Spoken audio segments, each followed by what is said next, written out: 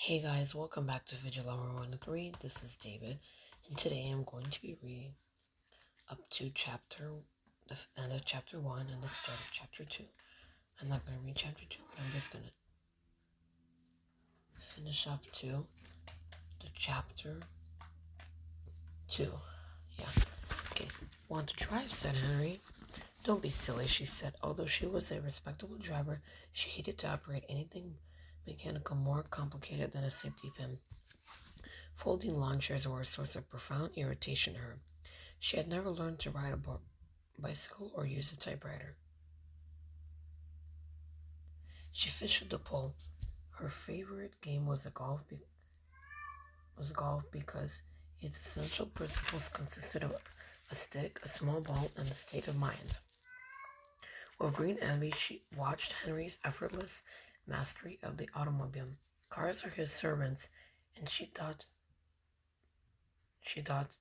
power steering, automatic transmission, she said. You bet. Well, what if everything shuts off and you don't have any gears to shift? You'd be in trouble then, wouldn't you? But everything won't shut off. How do you know? That's what faith is. Come here. Faith in General Motors. She put her head on his shoulder. Hank, she said presently. What really happened? What really happened? This was an old joke between them. A pink scar started under his right eye, hit the corner of his nose, and ran diagonally across his upper lip. Behind his lip were 6 false front teeth not even Jean Louise could induce him to take out and show her. He came from the war with them. Under more to express his displeasure at the end of the war than anything else. He bashed him in the face with a rifle butt. Jean Louise had chosen to think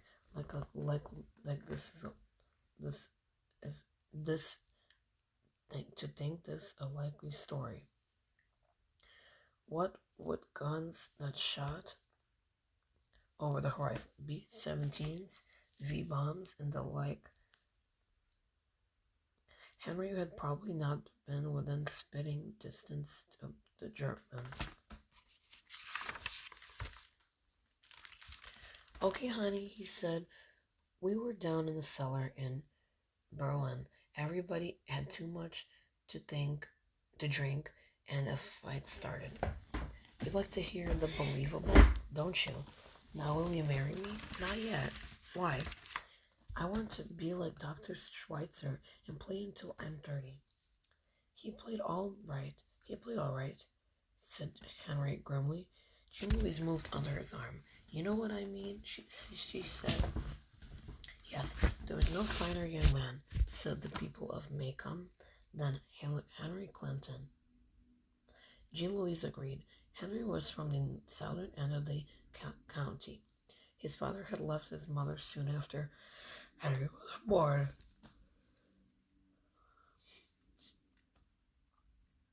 And she worked night and day in her little crossroads store to send Henry through the Macomb public schools.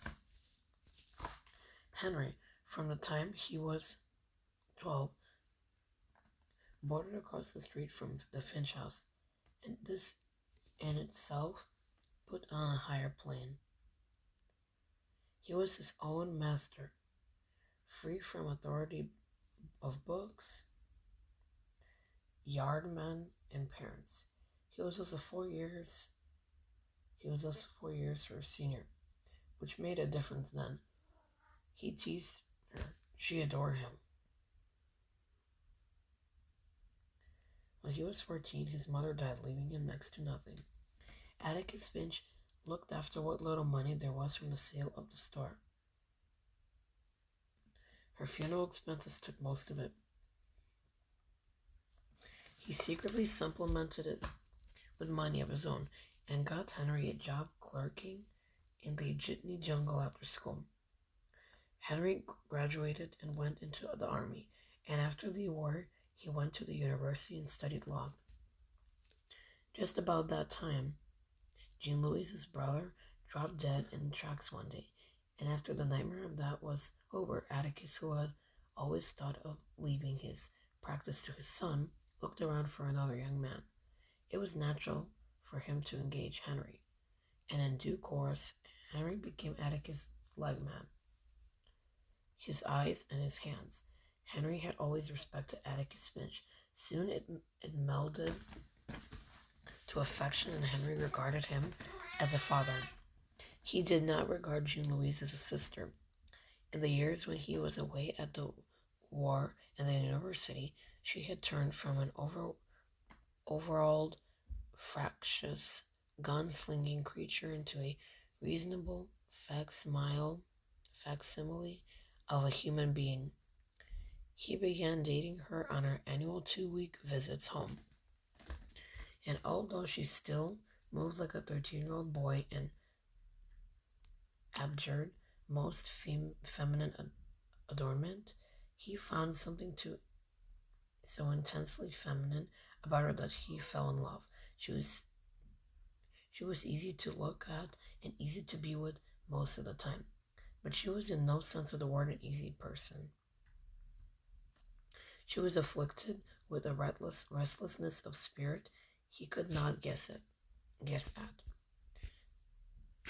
But he knew she was the one for him. He would protect her. He would marry her. Tired of New York? He said.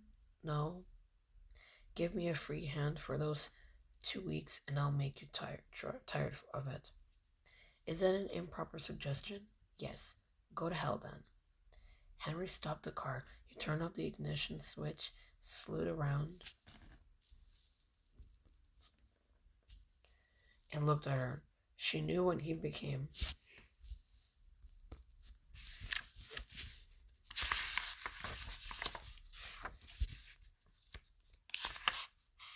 Okay, we can do.